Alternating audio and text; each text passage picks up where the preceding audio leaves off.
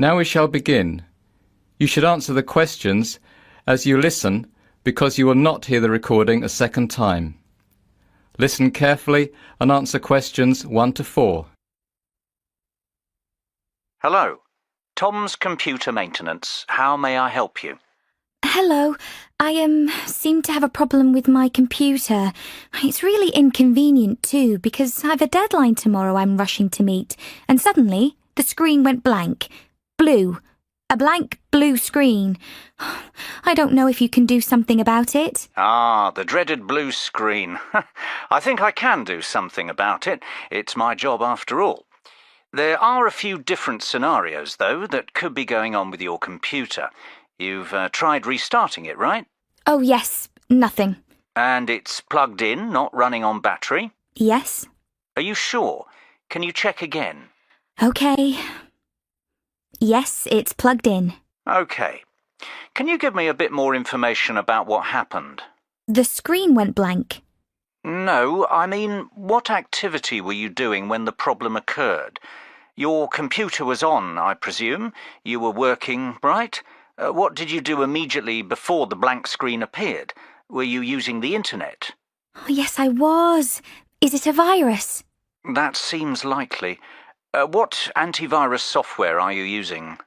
I'm not sure. Oh, how embarrassing. Never mind. I'll have to come and have a look at your computer. Okay, that's great. Before you hear the rest of the conversation, you have some time to look at questions 5 to 10.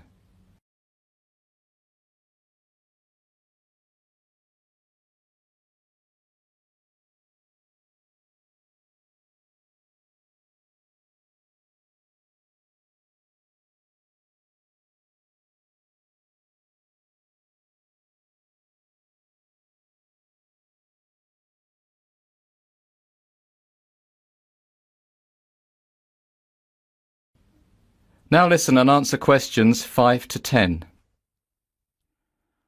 All right, let's see. What about tomorrow morning about 10? Oh, no, that won't do, I'm afraid. I've got a very important project on the computer that absolutely must be finished and handed in by 9 a.m. tomorrow. By 10, it's too late, I'm afraid. Can't you come now? Well, I'm at a job at the moment and my wife and kids are expecting me home by 8 for dinner. Can you at least suggest someone else who can work? I know it's Sunday evening, but surely there's somebody. I mean, people have emergencies. I've been calling numbers in the phone book and you're the only one out of about 12 that even answered. Just a moment, don't panic. Where are you located? I'm in the Morningside area. Well, you're in luck. I have to pass your area on my way home anyway. Now, I should be finished here by 7:30, so what about around 7:45? Is that okay? Oh, that's great. Thank you. What's your address? 14 Branston Crescent, 2F3. That's BRANIST. Nope, sorry. BRANSTON Crescent. Oh, all right. And your name? Sandra Sarensen. That's SARRENCEN. And the name on the buzzer? The same. All right, I'll be there shortly. Thanks. Can I ask you how much it's going to cost? Certainly. My call-out fee is £60, and that covers the first hour's work. And after that, the fee is £40 an hour. Oh, gosh. That's rather expensive. How long do you think it will take? If we're lucky, it will be fairly quick. Honestly, though, if it takes much more than half an hour, I'll have to finish it tomorrow morning, but I doubt that will happen. I hope not. Will you take a cheque, or do you prefer cash? A cheque is fine. Okay, so I'll be waiting. Okay, bye.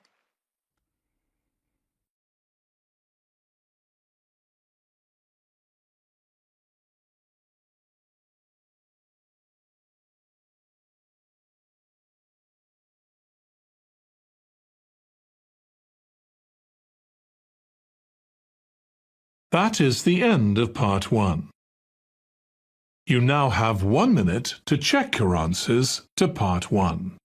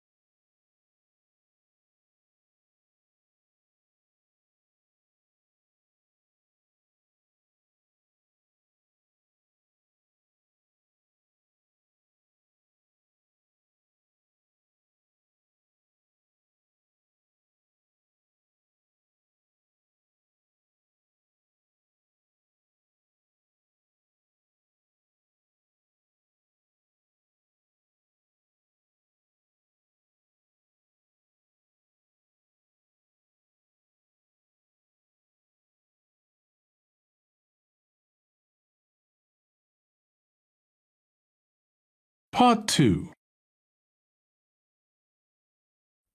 You will now listen to a talk by the water project manager of a charity called Charity Water. First, you have some time to look at questions 11 to 17.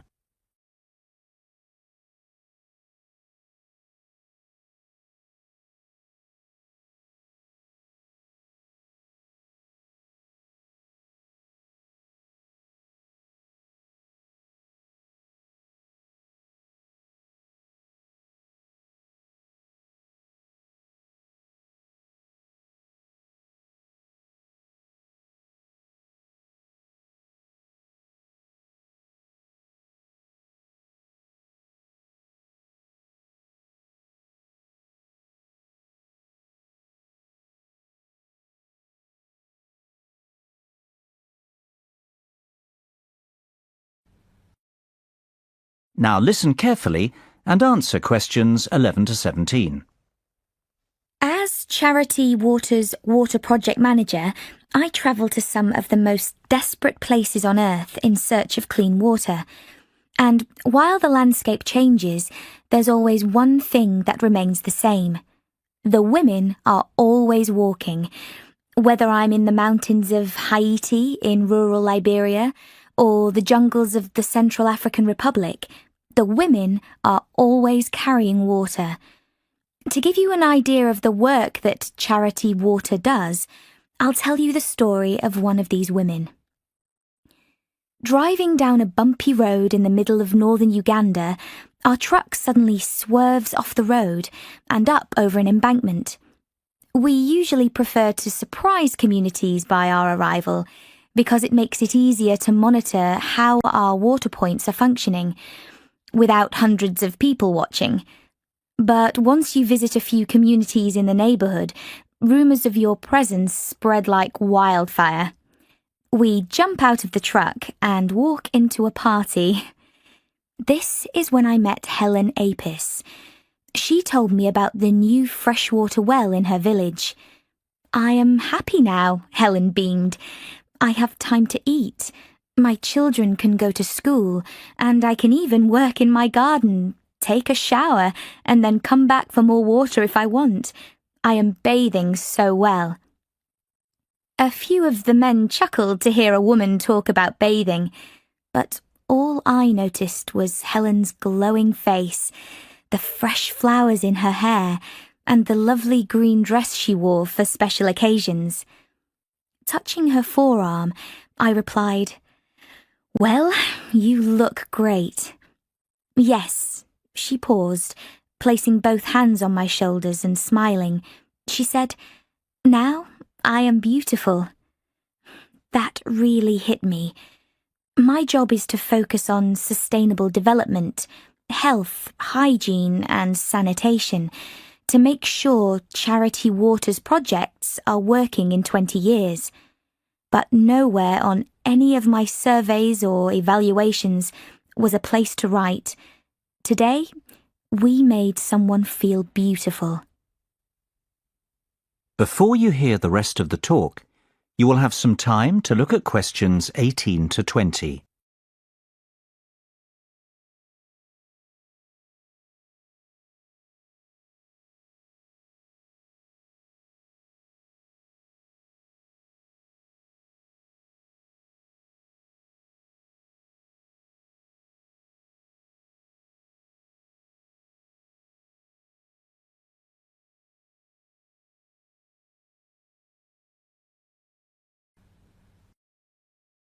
Now listen carefully and answer questions 18 to 20. Before she had clean water, Helen would wake up before dawn, take her only 2 5-gallon jerry cans, and walk almost 1.5 miles to the nearest water point, which happened to be at a school. Because there simply wasn't enough water for the area's population, she'd wait in line with hundreds of other women who also valued clean water. Helen's only other option was to skip the wait and collect contaminated water from a pond. Helen spent most of her day walking and waiting. She told me each day she'd say to herself, "How should I use this water today? Should I water my garden so we can grow food? Should I wash my children's uniforms? Should I use it to cook a meal? Should we drink this water?" With 2 children, 1 husband, and 10 gallons, Helen had to make choices. I saw the shame in her eyes when she described how she would return from her long trek to find her 2 young children waiting for her. They were often sent home from school because their uniforms were dirty. With the new well in her village, her life was transformed. She now had choices, free time, options. Also, Helen had been chosen to be the Water Committee treasurer, collecting nominal fees from 51 households to use for the maintenance of their well. Water committees are often the first time women are ever elected to leadership positions in villages. Last month, Helen was standing in line waiting for water. This month, she's standing up for her community. And now, she is beautiful.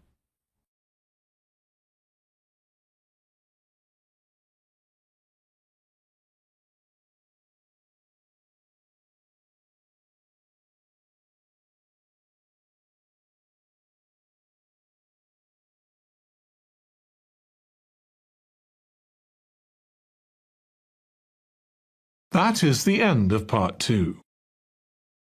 You now have 30 seconds to check your answers to part 2.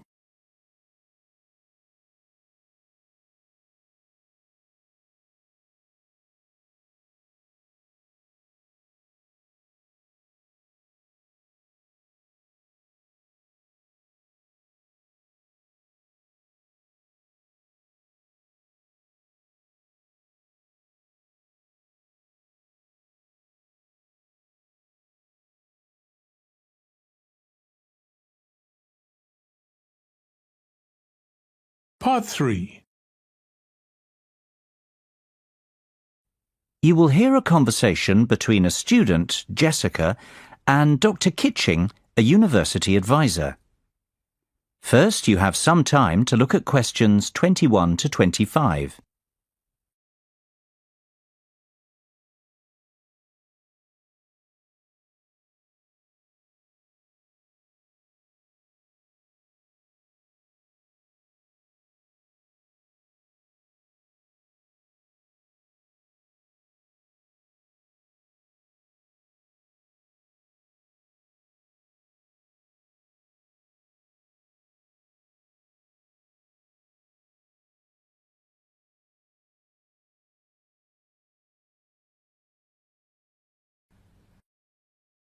Now listen carefully and answer questions 21 to 25.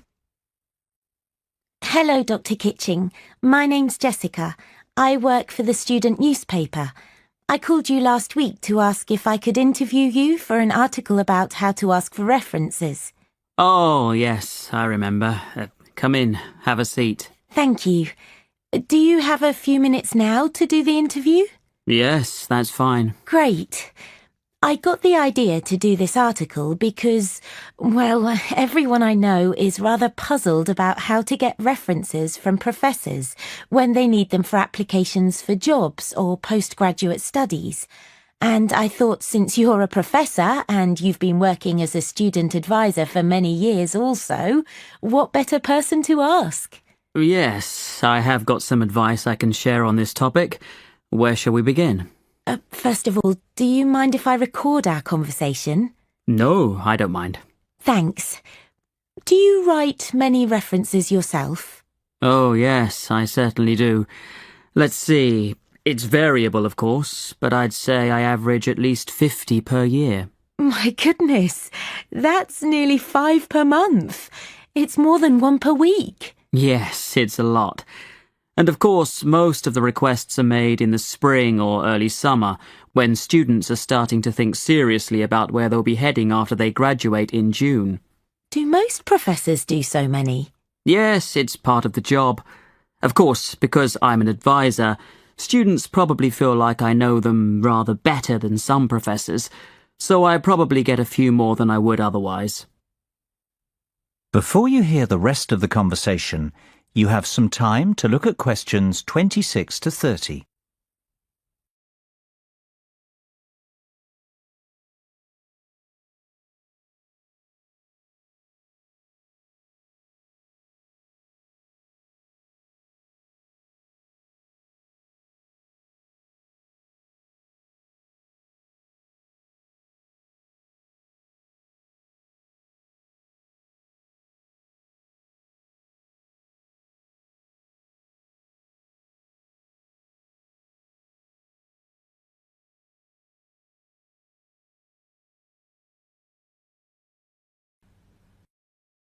Now listen and answer questions 26 to 30. All right, so what do we students need to know in terms of asking for references or letters of recommendation? It's incredibly daunting, actually, particularly since we have such large classes. I'm not sure if my professors even know who I am. Yes, that's probably the biggest issue students face in getting references. You will invariably have to contact former professors, even if you have never spoken to them outside of class. Following on this, if I were giving a first-year student advice, I would say to make sure you've had contact with several professors outside of class so you won't be a stranger. All it takes is visiting during office hours, even if it's just to say, "Hello, I'm enjoying your lectures." But what if we didn't do that? Then you'll just have to contact your professor anyway. Make a telephone call. Tell him or her who you are and what classes you attended, this sort of thing. Remember, for your professor, recalling an average student out of hundreds and hundreds isn't easy. So tell him or her what course you took and what semester and year it was. Include what grade you got and anything memorable. Perhaps you spilled your coffee. Though at the time it wasn't funny, it might be enough for Professor Brown to remember you and it won't shed any negative light on you. It was an accident. Or perhaps, although you never spoke outside of class, you went up and asked a question that was a great one. Any information you can give to identify yourself is going to help you out. Should I visit Professor Brown in person? Yes, that would be ideal. I would suggest giving the information first over the phone, then follow up by emailing it to your professor. During the phone conversation, ask if you could meet briefly. This will be both a physical reminder of who you are and also another chance to make a good impression. Isn't it very difficult to write references for all these students you've never spoken to or really even met? Yes. For example, I was recently called by a student from 20 years ago. He lived in another country. I really didn't recall him. He told me a little about himself, and I looked back at his records. I told him that all I could do was verify that he was in my class, that he showed up for all the classes, and that he received a 3.4 in my class. Sometimes I'm very surprised that students who did very poorly in my class ask me for a reference. What do you do in that case? Give a poor reference? I, like most professors I know, never say anything negative about the student. However, it is what is unsaid that can say it all. So you really want to make sure you're remembered in a positive way and have left a good impression. OK, thanks very much for all this information. The story should come out in our next printing, so if you're interested, I'll drop one copy over to you. I'll be looking forward to seeing it.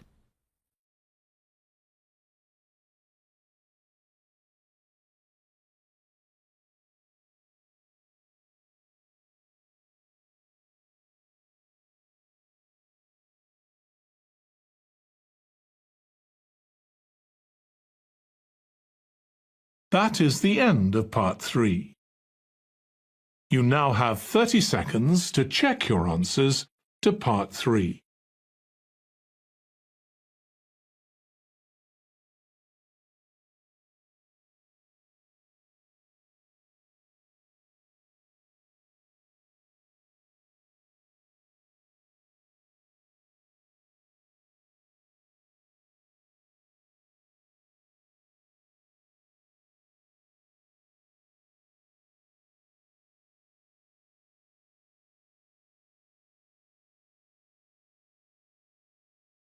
Part 4. You will hear a lecture about the behavior of primates, the group of animals that includes monkeys and humans. First, you have some time to look at questions 31 to 40.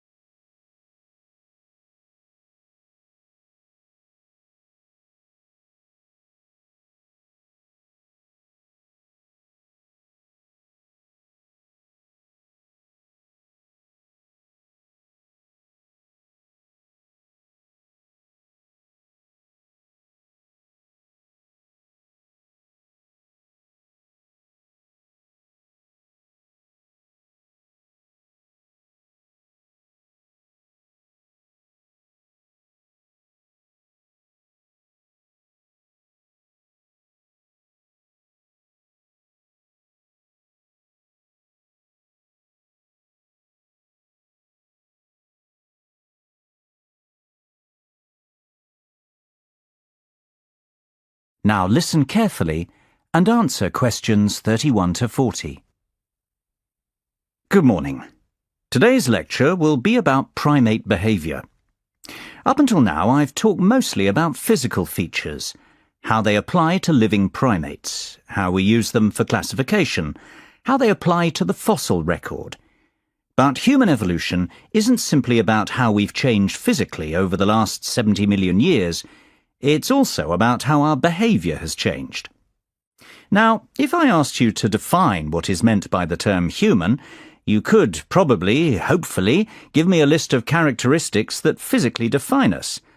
But at a philosophical level, I would hope that what you'd be really proud of is not that we normally walk on 2 legs, but that we can reason and imagine. Descartes put it succinctly, "I think, therefore I am," although admittedly not quite in this context. This lecture isn't about human behavior per se, but about primate behavior in general, and animal behavior too, since just as we can use the physical characteristics of living primates to give us clues and insights into the physical characteristics of human ancestors, so we hope that the behaviors of non-human primates will be similarly enlightening for the behavior of our ancestors. To begin, let's talk a bit about primate cognitive abilities. I don't want to mention a lot of different behaviors without first mentioning cognition. Cognition is the amount of thought that goes into a behavior. There is a world of difference between an animal hitting a nut with a rock and cracking it by accident, and an animal thinking to itself, "I can't bite into this nut. I know, I need something to use as a hammer to crack it." However, it can be very difficult coming up with experiments to differentiate these two. We can easily test mental skills, such as recall and discrimination, using methods such as the Wisconsin General Test Apparatus and various training experiments. But it's much harder to work out the degree of thought required. This is still a big problem in evaluating the status of great apes. Just how nearly sentient are they? Sentient, for those of you who don't remember, means there is the presence of conscious thought. There are various behaviors that could be seen to support the presence of conscious thought in primates. Various sorts of altruism, or helping others without directly benefiting, can be found in certain great apes. The animals team up to achieve various goals, for example, hunting in chimps. This would seem to require a degree of cognition.